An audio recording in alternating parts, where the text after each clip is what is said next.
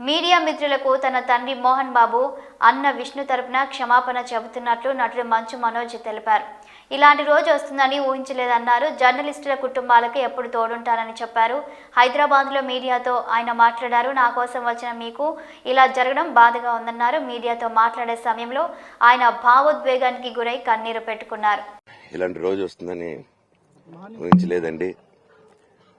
నిజంగా మీడియా మిత్రులకి, ముఖ్యంగా ఇద్దరు అన్నలకి నా క్షమాపణలు. మా నాన్న తరపున, మా అన్న తరపున నేను సారీ అడుగుతున్నాను.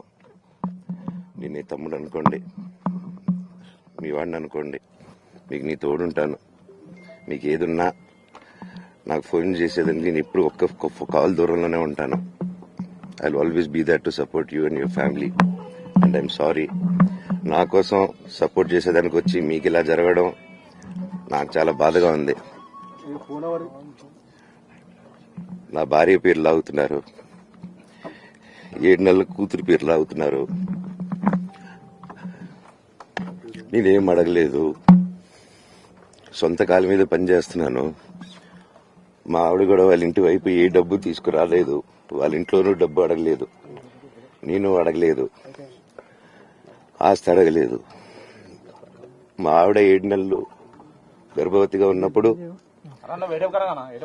తనకి 7 నెలలు ఉన్నప్పుడు మా అంకుల్ వాళ్ళు ప్రతి ఒక్కరూ 7 నెలలు కాదు 7 నెలలు తను ప్రెగ్నెంట్ గా ఉన్నప్పుడు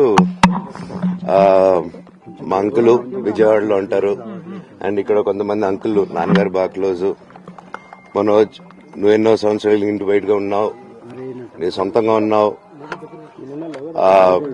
మీ నాన్నగారు అమ్మగారు ఒకరే ఉన్నారు.